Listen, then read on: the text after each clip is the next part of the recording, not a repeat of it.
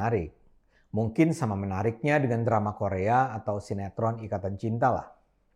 Beberapa pekan yang lalu Rizik mengamuk di sidang pengadilan. Ketika itu dia memaki-maki dan menuding-nuding jaksa. Kali ini saat dia membacakan pledoi, dia bikin drama lain. Dia menangis, dia bilang dia diasingkan, dia bilang dia korban konspirasi oligarki politik. Di pengadilan dia bahkan menggunakan syal Palestina. Akibatnya, ya hakim terpaksa meminta dia menanggalkan syal tersebut. Hakim bilang ruang pengadilan seharusnya bersih dari pesan-pesan politik semacam itu. Tapi kali ini Rizik tidak ngamuk. Dengan patuh dia lepaskan syal Palestinanya. Mungkin ya karena hakim mengatakannya dengan nada ramah atau ya karena Rizik memang ingin lebay saja. Yang penting kan media sudah memberitakan bahwa Rizik mengenakan tanda solidaritas Palestina bahkan ketika sedang terancam di penjara. Drama. Tapi drama terepiknya adalah ketika dia nampak menangis dan menghapus air matanya. Suasana pengadilan sempat hening. Ya bukan karena terharu sih, namun kayaknya lebih orang bingung. Kok Rizik nangis sih? Bukannya dia singa padang pasir? Mungkin begitu yang ada di dalam hati hakim, jaksa, kuasa hukum. Alasan menangisnya juga lebay. Dia sedang beretorika tentang bagaimana dia dizalimi oleh pemerintah. Menurutnya pengadilan ini adalah peristiwa politik, bukan kasus hukum. Dengan bergetar dia bilang, hukum hanyalah alat justifikasi untuk memenuhi dendam politik terhadapnya. Akibat adanya dendam politik itulah dia harus hidup dalam pengasingan selama 3,5 tahun di Mekah. Tapi kata Rizik, walau diasingkan, dia sudah membulatkan tekad untuk pulang ke Indonesia. Saya dan berkeluarga bertekad untuk pulang, kata Rizik, karena Indonesia adalah tanah air kami yang kami cintai. Indonesia adalah medan juang, katanya. Saya harus pulang, kata Rizik. Dan tiba-tiba saja dia menangis. Kenapa dia menangis? Tidak begitu jelas. Tapi yang jelas dia itu mengarang bebas. Coba dengarkan penjelasannya. Dia bercerita bahwa dia harus hidup dalam pengasingan di Mekah. Loh kok pengasingan sih? Rizik ini pura-pura pilon. Masa dia lupa bahwa dia bukan diasingkan, tapi melarikan diri? Waktu itu dia kan seharusnya hadir menjadi saksi dalam skandal chat mesum. Juga ada beberapa kasus hukum lain yang menunggu, termasuk penghinaan terhadap Yesus. Saat itulah dia tiba-tiba menghilang. Mula-mula mengaku umroh, kemudian mengaku harus menyelesaikan disertasi. Tapi terus lantas tidak pulang-pulang.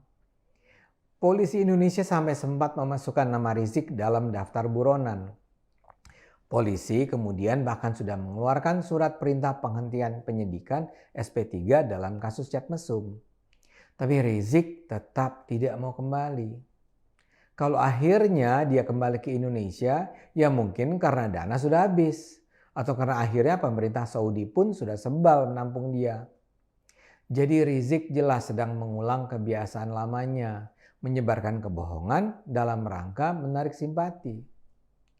Rizik itu dulu kabur karena takut, dia itu pengecut, sekarang tiba-tiba ingin kelihatan heroik. Tapi yang jadi drama hari itu bukan cuma cerita tentang pengasingan. Drama lain adalah soal Ahok dan apa yang Rizik sebut sebagai oligarki politik. Ini ada kaitannya dengan dendam politik yang dia sebut-sebut itu. Jadi menurut Rizik, dia itu sekarang harus diadili bukan karena soal kerumunan di Petamburan dan di Bogor.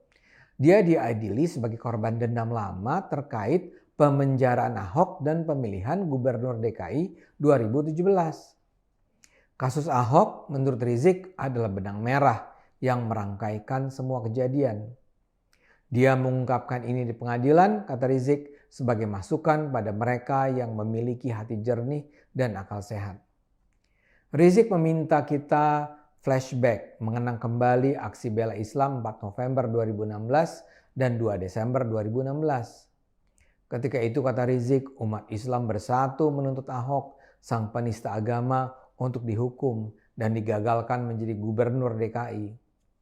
Ahok sang penista agama, kata Rizik, didukung oleh oligarki yang sukses menggalang dukungan presiden, wapres, panglima TNI, Polri, beserta segenap jajarannya untuk menjadi gubernur DKI.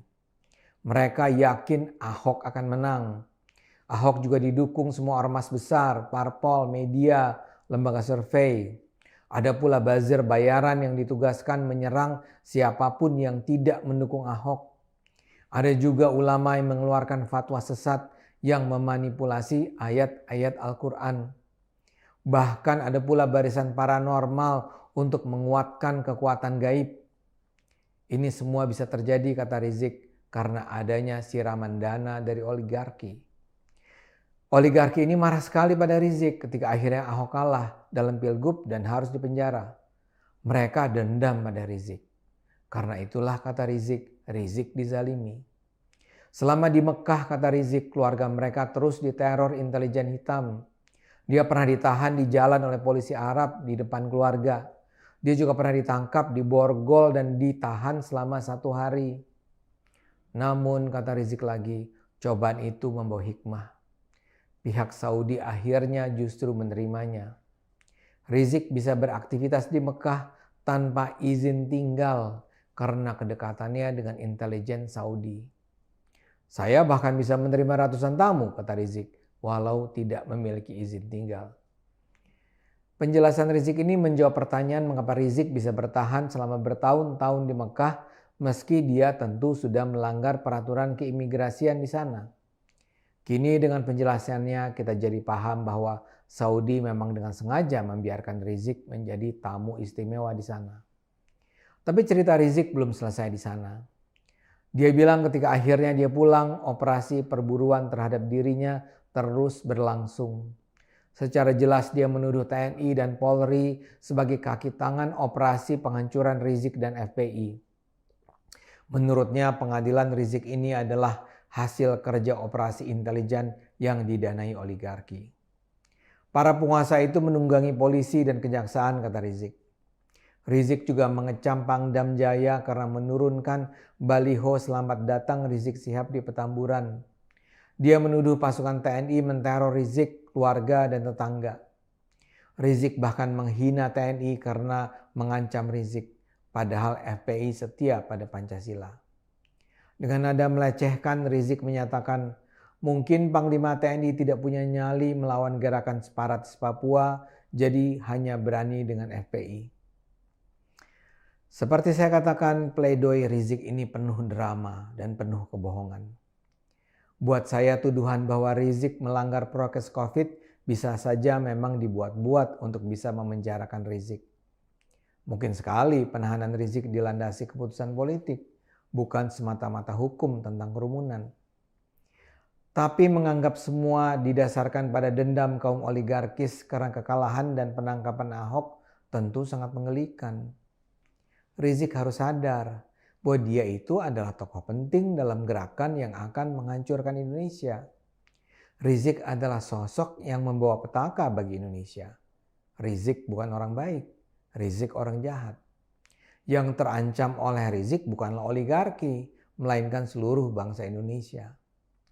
Karena itu dia harus membayar kejahatannya dengan berdiam di penjara, bukan berkeliaran menyebarkan kebencian.